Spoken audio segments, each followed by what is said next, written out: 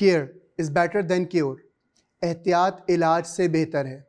ये वो कहावत है जो हम सब ने सुन रखी है। रोज़मर्रा की ज़िंदगी में हम बेशुमार ऐसे अमल कर रहे हैं जो हमारी सेहत के लिए नुकसानदेह हैं और शायद हम सब जानते बूझते कर रहे हैं। कौन कौन सी ऐसी ग़िज़ाएँ हैं या तरतीब है जो हमारी बीमारी का बायस है। मैं हूँ गालिब आगा और हम आज बात कर रहे हैं कौन कौन सी ग़िज़ाएँ आपको शिफायाब कर सकती हैं या आपकी सेहत के लिए बहुत ज़्यादा मुफीद हैं।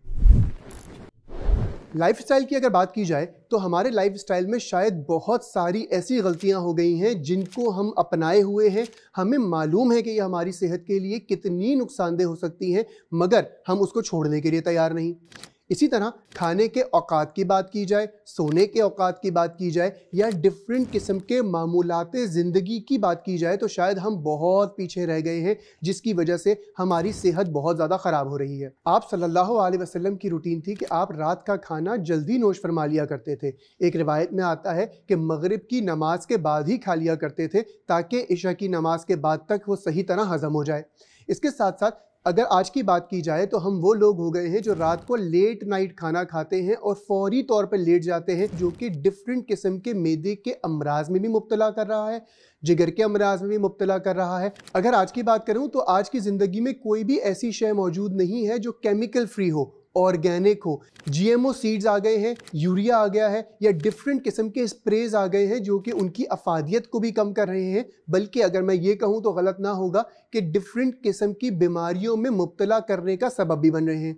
इसी को अगर मैं कंपेयर करूँ देहाती ज़िंदगी से, जिनका रूटीन आज भी वही है कि अंधेरा होने तक वो रात का खाना खा लेते हैं, आज भी उनकी सेहत हमसे ज़्यादा बेहतर सिर्फ इसलिए है कि उनके औकात उठने के, जागने के, सोने के और कुछ हद तक अगर मैं बात करूं तो खुराक भी कुछ इस तरह की है जो कि हमसे शायद बहुत ज़्यादा बेहतर है। आज की ज़िंदगी में हमारे यहाँ बहुत ज़्यादा इस्तेमाल शुरू हो गया है फास्ट फूड का, जो कि हमें बहुत ज़्यादा बीमारियों की तरफ धकेल रहा है। इसमें बहुत सारी ऐसी अशिया हैं जो कि शायद हमें बहुत सख्ती के साथ बाइकआउट करना चाहिए सेहत को मद्देनज़र रखते हुए, लेकिन शायद जानते बूझते हम ऐसा कदम नहीं उठा रहे।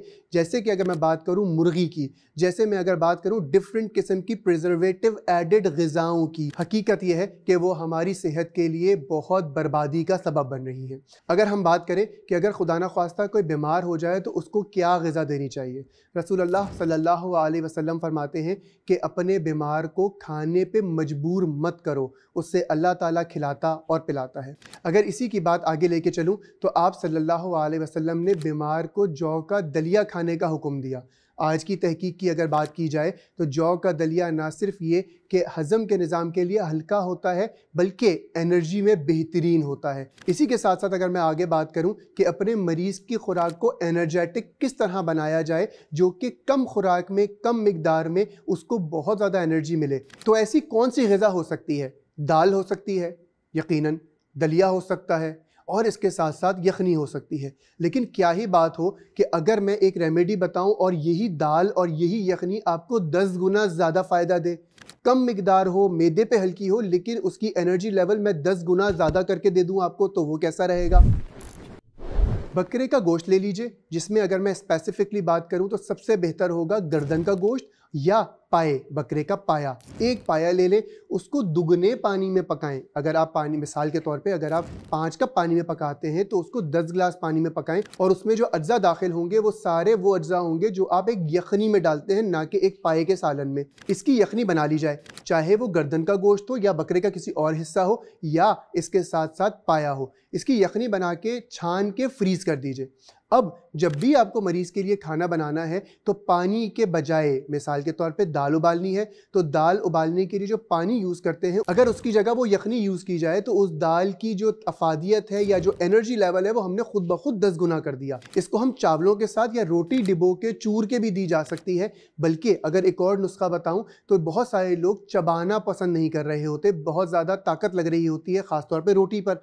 तो रोटी अगर देना चाहें तो एक बोटी ले लीजिए, शोरबे वाला सालन बनाइए, उसमें एक बोटी उसमें डाल दें, आधी रोटी डाल के ब्लेंड कर ले, हलीम नुमा एक शक्ल निकल आएगी। आएगी, जो कि खाने में बहुत आसान है, हज़म बहुत जल्दी हो जाएगा, चबाना नहीं पड़ेगा, लेकिन उसकी अफादियत आपने बहुत ज़्यादा कर दी।